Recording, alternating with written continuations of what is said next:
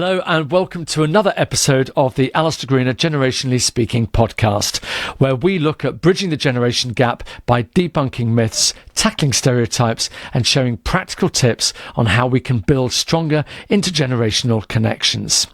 Now, my guest today is a sixth form student studying textiles and economics, hoping to go to university in London next year to specialise in fashion pattern cutting. She has always been interested in volunteering and fundraising for her local charities, and in fact, that's where we met the first time. So, Ruby Woodward, welcome to the podcast. As my listeners and viewers are going to find out, you don't fit that typical Gen Z personality. Would you agree with that? A little bit. I fit a lot of it, I'd say, but then, yeah, I like to see a lot of charity work, things like that, so. As a matter of interest, in your cohort at school in the sixth form, how many others are doing charity work? Well, for me, we're doing, as I started in year 12, one of our teachers came forward in an assembly saying that there was an opportunity to be part of a Young Ambassadors programme for Children's Hospice South West. And a lot of people were doing it for like the Duke of Edinburgh award and things like that. But I thought it would just be a nice thing to get involved with, have some fun, make some new friends, starting sixth form. So in my group, I think there's about 20 of us. And then we're all kind of in our own little teams. And it's done in a competitive way to see which group can raise the most money. So I like the fact that, because the one thing they do say about Gen Z is you've got that competitive element about you.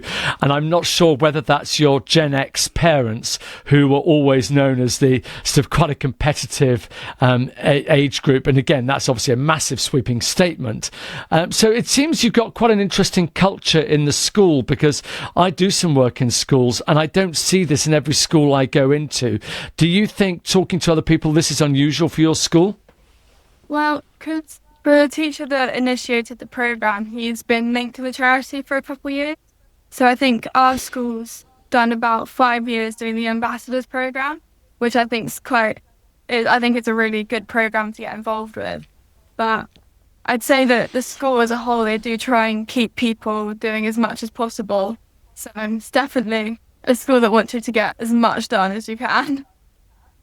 And there's no question, without being patronising, this is going to help you massively later in life when people, prospective employers and so on, when they see that you've got this level of experience, there's no question it's going to help you. But there must be some of your friends who are saying, yeah, forget all that. We've got too many things. We've got social life to have. We've got other things to do. Do you get a bit of that from other people? I get a little bit, but then the group that I'm doing my fundraising with, I'd say we're quite a close group anyway, so it's almost like we're socialising and we're just having a bit of fun, because some of the activities and things that we've done, we did a half marathon, which was quite good, where we'd go out on weekly runs as training, and one of my favourite things that we did was I'm a Teacher, Get Me Out of It. So that was quite fun, getting the whole school involved with that. Brilliant. I love it. It's so positive and so good. So I would say that this isn't something that's happening universally across the country. It is something which is wonderfully unique to your school, or certainly a rarity that your school's doing it. Outside of that, just trying to identify how much of a stereotype of Gen Z you are or aren't, what are your feelings about social media and how do you interact with social media? Well, if I'm being completely honest, I am very much stereotypical when it comes to social media. That's okay. I do like to get home and scroll on TikTok for a while before I get anything else done. But definitely using it in a positive way most of the time. And actually, here's a couple of things we can debunk straight away, because one of the things, this whole thing of that people are on their phones all the time. You said you do an hour before you get on with anything else. Is this something that you have as a bit of a house rule from parents, that they instilled that, or is this self-instilling? Well, my parents always kind of said, as long as I'm getting enough of my schoolwork done, all my homework, bit of revision, then kind of up to me with how much I use social media and how long I'm spending doing other things, as long as I'm getting everything I need to get done. So I think they've been quite good in the way that they instilled that into me from quite an early age. It's like it's always been dependent on me wanting to do schoolwork. So it's not, oh, like I'm finally old enough to come home and I don't have to listen to what they're doing, because it's kind of been put into my hands from quite an early age. I was going to say, what age did you get your first phone? And was it back in those days, was it a brick phone, or was it what type of phone was it? And how long ago? I got my first phone when I was 10, I think, because I started walking home on my own with like me and my sister. And it was my mum's old iPhone 6, I think. So wow. And again, that's quite interesting, because there's a lot of students who don't walk home at that age, because obviously you're still at primary school at that point. Yeah. So again, there seems to be a lot of trust that you have within your family. Yeah, definitely. Me and my family, we are very close. So being able to just be able to have them support and things like that is quite nice. Okay, come on, let's be honest. Where do you clash? It's all sounding too good at the moment. Where is there maybe, not a clash, but where's a little bit of friction maybe? Definitely when I get home, usually on a Friday night, when I've had a busy week at school, everyone's tired, everyone's just hungry, things like that. Usually a Friday after school is, you don't want to be in our household, but it's not that bad. As soon as I've had a nap and a snack, I'm okay. And what are the kind of things that, because at the end of the day, we know that parenting and being a teenager, it's not the easiest stages of life to go through. So where are the points where there's had to be a bit of give and take? Where have been those sort of, if you like, flash points for you as a family that you've had to negotiate and deal with? Well, I think, I'm not really sure. We, as a family, just get on quite well, so it's not really ever been too much to battle over, really. But this is sounding too good. By the way, just so everyone's watching, this isn't someone I've set up as a perfect model Gen Z person who's got a wonderful life, wonderful family, and wonderful things. This is just a pure coincidence. We happened to chat, and then we got talking at that event back in Bath, whenever that was. Okay, so no apparent kind of friction or anything between the family at all. But for you, where along the way have you maybe struggled as a teenager? What has maybe not been quite so easy for you? Well, definitely moving from the small primary school I was at to the secondary school I'm at now, which is way bigger than I thought it would have been going in as a little year 7. I began my secondary school as a very shy, quiet, didn't want to show up at all, didn't want to walk into the building. So that, I think, was one of the big struggles for me, being able to gain my confidence in a little bit on my way through secondary school. But I'd say pretty much, or not nearly there, but on my way to getting a lot more confident. You know what? It's funny that you mention that, because we're recording this at a time when it wasn't long ago that kids started the new school year. And one of the things that was particularly prominent in the news was the amount of kids who are not going to school for a variety of reasons. And for some of them, it is mental health. It is about anxiety, about going to school, and especially year 7. So it might be helpful for other parents and other students of that age to understand, what did you do to overcome that sort of anxiety, if you like, of going to secondary school? Well, on my very first day, my mum gave me one good sentence of advice that I've given to a lot of other people when they're starting new things. But she said, "You're walking into this school as it being a new school for you today, but tomorrow it's not a new school for you because you went in yesterday." And it's being able to, okay, this is my first time walking in, but when I walk in tomorrow, it's not new because I came in yesterday. And just the hardest bit is starting, but as soon as you've kind of got your foot in a little bit, then it's actually okay. Very wise words from your mum. I think that's great, and something we can all learn by. And you're absolutely right. It's sometimes we're so fixed on the end and something far away, but actually if you just take it stage by stage, step by step, it can actually sometimes be a lot less daunting. How did you cope with all of the stress and pressure of GCSEs? How did you deal with all of that? Because that is a tough time, a lot of pressure put on you by school and home and so on. Definitely. Well, my school, again, with them offering as much as they possibly can, they had a lot of revision sessions, and I went to as many of them as I could. So being able to have as much support from the teachers as possible.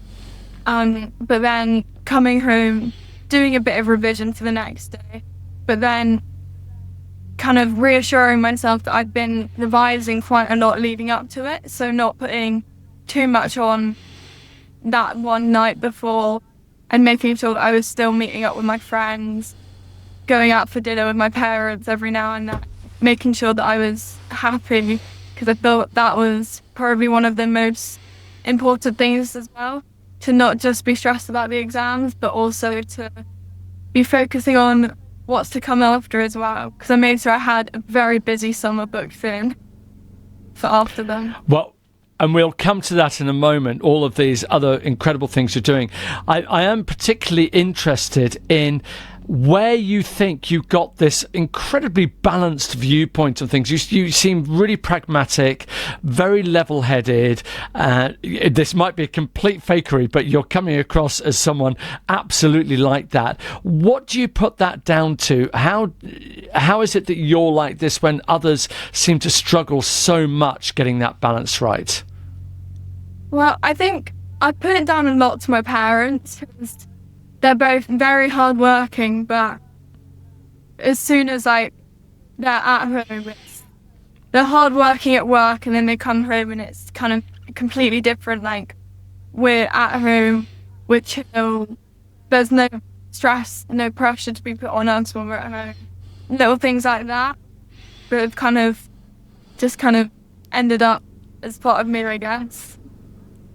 I think if there's people listening or watching thinking of doing an exchange visit with someone, I think you might be at the top of their list. That sounds absolutely fabulous. So coming to the future, is there anything that you're maybe that you are, I don't want to put words in your mouth, but is there anything that is causing you a little bit of anxiety that you're not sure about, that you're maybe a little bit worried about? Well, obviously got A-levels coming up at the end of this school year, which I feel like it's a bit more pressure than I felt with the GCSEs. But hopefully they'll go okay. And then got to have UCAS applications for universities handed in quite soon as well, but not really got around to doing that, Good, I'm glad you're not perfect. That's but there are other things. So yeah, there's a lot going on, isn't there, and trying to balance that. And let's talk a little bit about your charity work, because you've been raising money for the hospice. When I saw you, we were at an event that I was speaking at, but you were part of an exhibition outside where you were drawing attention to this particular hospice, and this was part of what you do for them. Tell us a little bit about the hospice, what you do, and why it's important for you. So it's a local charity or hospice that's in the South West, and they provide care to children and families with life-limiting or life-ending illnesses. So I've been given the opportunity to go and visit the hospice as well, which I thought was really eye-opening, and I got to see where the money that we're raising is going. And I think, especially if you are getting involved with charity work, being able to see where the money you're making is going is quite a big thing, because it's like, I am raising money, but it's not just a number. When I go and visit, I can see how that's impacting the people that it's helping. And I got to meet a couple of the families that were there as well when we went to visit, and just have a chat with them, see how, what they think about the hospice and things like that. So, and then I think also the charity in a way has helped me as well, because I've become a lot more confident since the beginning of year 12. and I did an assembly to the new year 12s about a week ago this is what I've done. We're now handing over to you guys for you to have your chance at raising as much as you can, which is quite exciting. But if I think back to year 7 me, there was no way I was standing in front of a room of 250 people telling them that they should be doing charity work, because I wouldn't have wanted to have been in that room anyway. So, well, certainly not on day one. Yeah, definitely.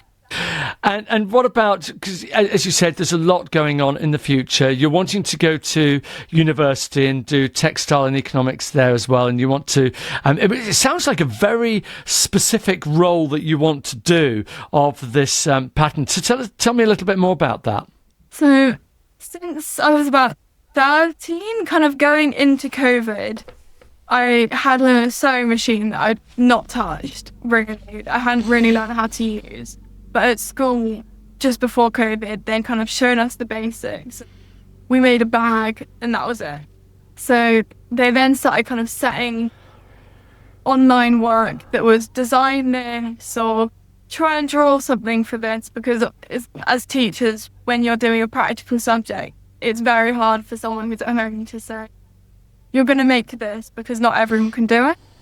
But so I then started to kind of put together little things that I could make from videos I'd seen online. And then they kind of started releasing the face mask patterns. So I then got in touch with one of my mum's friends who works at a local surgery who was still open. And I started making face masks that they could sell out the front of their surgery for people who didn't bring one, forgotten it at home, things like that. And I was donating money from what I'd raised there to cancer research as well, which I thought was a really important charity as well. But then kind of moving on from that, I started to make some clothes, try and just explore with a couple different things. And then since being back at school, I did GCSE textiles and I'm now doing A-level. So it's been something that kind of started off from I wanted to have something to do during lockdown to being something that I really want to go into as a career and I find really interesting and fun to do. You know what, it's so interesting when we look at the impact of COVID-19 and the lockdown and how different people dealt with it, and the fact that you were able to be so positive about it and create something out of it is remarkable. So, you know, absolutely congratulations to you. You must get a bit frustrated when people start labelling Gen Z in, frankly, sometimes quite negative ways. How do you respond to some of the headlines that you read, and especially when you hear the term snowflake being bandied around to describe your generation? I just think it's a little bit like we've had to grow up going through a pandemic. We've had years where we haven't been able to see our friends in what I'd say is some of the most difficult ages as you're growing up, being able, and for people to then kind of say, oh, you're a bit lazy, you're tired, you don't want to do anything, you're antisocial, you're always on your phones. From my personal experience, I was doing FaceTime, like Zoom lessons at school, and then having my phone at the side of my computer on FaceTime with my friends at the same time, so we were all in the same lesson. But we could talk to each other as if we were still sat in a classroom. But we kind of developed in a way where it was, I am at home, but I'm still using my phone to communicate with my friends in the same way that anyone else would have communicated with their friends at school beforehand. But just because I've been told I have to stay at home, I've come up with a different way of being able to experience what other people had experienced. So I think I definitely find it a little bit rude sometimes when people are putting a big label on us as a generation. Yeah, and I think that you're absolutely entitled to feel that, especially given what you're doing. And also, I'm in my work, I'm very aware of how impactful things are when you're in that age between about 10 and 14, 10 and 15. That's probably one of the most vulnerable ages in many respects. I mean, everyone was affected in different ways by COVID-19, but I think that age group in particular were... It had a dramatic impact on them, and you're quite right. It'll be part of your upbringing forever. That will never go away. Looking to the future, what are your aspirations? What would you like to achieve? What right now do you see yourself doing in, say, 5 years' time once you qualify from university? Well, I quite like to see myself living in London. Definitely want to get out of Bath. I find that thinking about London or even New York, I want to be in a big, busy city, which hopefully has a lot of things I can get involved with and stuff like that. Because I just think that Bath, I've enjoyed growing up here, but I'm ready for something a bit more exciting, a bit busier. And the chances are you will return one day, but it's like so many people from out of London or outside of big cities. The lure of big cities and the excitement that brings is completely understandable. And I have to say, I was one of them. I did that, and so I completely get it. And it's interesting that doesn't change with the generations. Those different life stages. That you go through. And what about your charity work? Because obviously, if you leave where you live right now, that's going to obviously stop. Would you look at getting involved in a new charity there, or will you just see how it goes, or what do you think? Well, so far I've told the teacher that persuaded me to do the half marathon, I've said I'm not doing this year's one because I've got exams, but if I go off to uni I'll come back and do the half marathon again the year after, so I'll be back doing another half marathon at some point. But then I definitely want to try and stay involved with a lot of charities and try and do as much as I can to help out, because I just think that if I've got the ability to help out, then why wouldn't I? Because if I can do something, it might not take up much of my time. It might not feel like a lot for me, but to see the impact that it can have on someone else's life, I think it's really, if it's not mean, or if it doesn't, I don't know how to phrase it, if it doesn't take a lot of mine, but it can lead to a good benefit to someone else, then why wouldn't you? You mentioned earlier on that you're in a circle of friends who are involved in charities. You're doing a lot of these amazing things. I'm sure there are some friends on the periphery of your social group who maybe are not doing as well as you. They may be struggling. They may find it tougher. First of all, have you got friends like that? And then how do you work with them? How do you support those friends who maybe are having a tougher time? Well, I just try and keep as many people involved in as much as I can. I like being able to invite people to things, make sure they know of stuff that's going on and things like that, and just making sure everyone knows about what's happening. And trying to include as many people as possible, because I think even just having an invite to something can make people really happy or almost change their perspective on things. So you effectively created a support network, if you like, for people around you. And you must see people, Bath is a reasonable sized city. You must see people who are less advantaged than yourself, people who are struggling. And you're clearly doing a lot for charities and so on. But what goes through your mind in terms of how the rest of us are looking after those people who are struggling in the modern world? I just think if you're doing as much as you can, then there's nothing else that anyone could ask of you. But if there are other things that you think you can do to help other people, then it might not mean a lot to you, but it can change someone else's day. It can make someone smile. And for me, that's all that really matters. You know what? You are such an inspiration. It's great talking to you. And I've tried to find little bits of vulnerability, but you've done an extraordinary job. Definitely take this up in terms of being interviewed, because you'll do brilliantly well. I want to finish off really on some advice that you might have for other people. Because first of all, for older people who make these assumptions so often mistakenly about your generation, what kind of advice would you have for older people to connect with people like you, and maybe people who are not maybe as open as you are to being communicated with? What kind of things can they do to make that a little bit easier and to break down those divides? I just think try and get involved with what people are doing. Try and ask if they're doing anything that they're proud of, or anything that they really want to share with people, because most people have something that they're proud of themselves at any point, and just being able to find that can start a conversation of then what they want to do, what they have done, things like that. And what about the other way round? For those Gen Zs who you think, you know what, you could connect better with older generations. You clearly don't have an issue talking to older generations.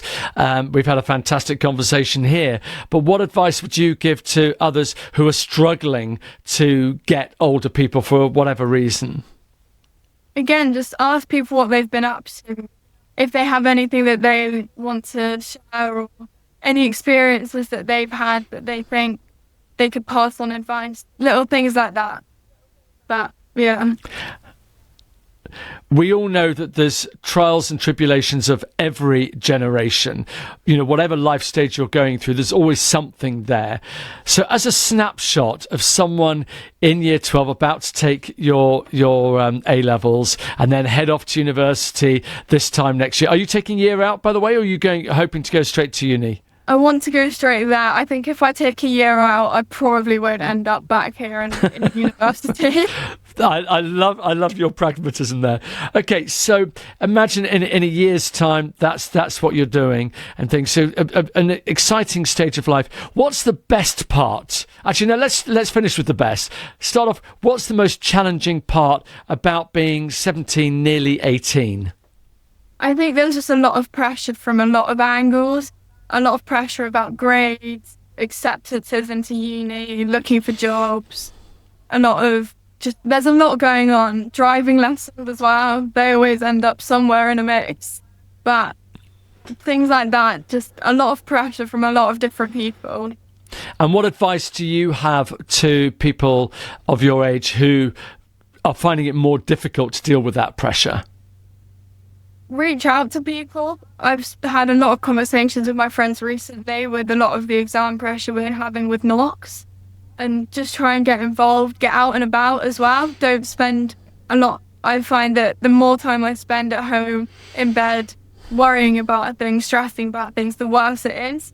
If I go out for dinner with my friends and we have a nice chat, and usually at Wagamama's, then everything always seems a lot better than it was. We should say other restaurant chains are available, but I'm not responsible to anyone, so that doesn't matter. But no, that's fascinating. And let's finish on a high. What's the best part about being your age? It's exciting. There's so much that I've got to explore and experience at the moment. Like, I'm planning maybe going away with some of my friends for the first time, just us on a plane, which could end badly, but we're looking at the positives, so hopefully being able to go to another country with some of my friends on my own, which is exciting. And how do your parents feel about that? I think they're excited, deep down somewhere. Absolutely. You know what? And a lot of parents and grandparents, uncles, aunts, or whatever, they see youngsters going through their stages of life. And I hope that most, and I'm sure they do, are excited for you and almost live through your life that as you find these new exciting things as they did when they were your age. Ruby, it's been absolutely fantastic speaking to you. You are an inspiration to not just your age, but also to all of us in terms of what can be done and how we can achieve some incredible things in our lives. I wish you every success in your A-levels. I hope you get the grades you want and you go to the university you want, and that we hear of you sometime again in the future achieving remarkable things in the fashion industry. Thank you. It's been lovely speaking to you too. Thanks, Ruby, and thank you for watching and listening as well. We'll be back with another episode again in 2 weeks' time. Bye for now. The Alistair Greener Generationally Speaking podcast was presented by me, Alistair Greener. It was recorded at Granary Studios and produced by James Jones. Please follow us and leave us a review wherever you get your podcasts. To find out more, visit generationallyspeaking.co.uk.